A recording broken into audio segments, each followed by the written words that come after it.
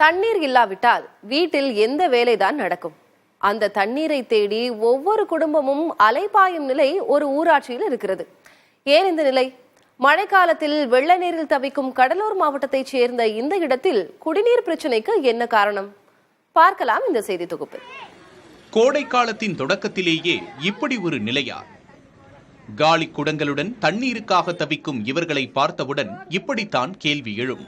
ஆனால் கடந்த 3 ஆண்டுகளாகவே இங்கு குடிநீர் கிடைக்கவில்லை.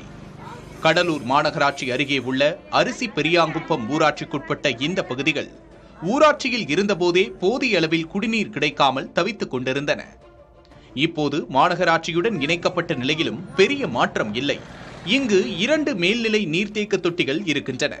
ஆனால் அவை அளவில் சிறியதாக இருப்பதோடு அங்குள்ள அனைவருக்கும் தண்ணீர் கிடைக்கும் அளவுக்கு இல்லை என்றும் கூறும் மக்கள், ஒரு தொட்டியின் கீழ் கழிவுநீர் தேங்கி மாடுகள் கட்டி வைக்கும் இடமாக இருப்பதை சுட்டிக்காட்டுகிறார்கள்.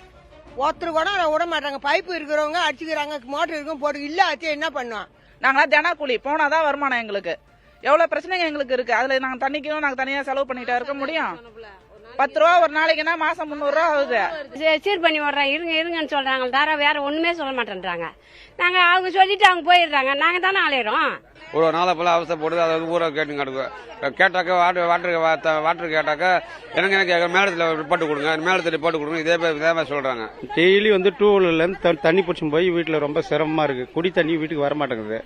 எங்க வீட்டில் உப்பு தண்ணி தான் வருது. அந்த தண்ணிக்கு வரி கட்ட சொல்றாங்க. நாங்க இந்த ஊராட்சி தண்ணியை நம்பி தான் வாழ்ந்துட்டு இருக்கிறோம்.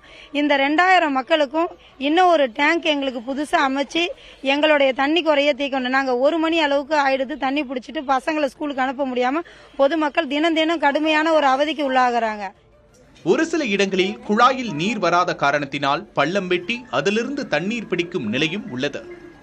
இந்த மக்களின் குடிநீர் பிரச்சனை குறித்து மாவட்ட நிர்வாகத்தின் கவனத்திற்கு புதிய தலைமுறை கொண்டு சென்றது. அதற்கு விசாரித்து நடவடிக்கை எடுப்பதாக மாவட்ட நிர்வாகம் பதிலளித்துள்ளது.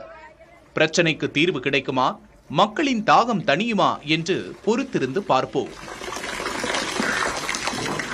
புதிய தலைமுறைக்காக ஒளிப்பதிவாளர் பாலாவுடன் செய்தியாளர் ஸ்ரீதர்.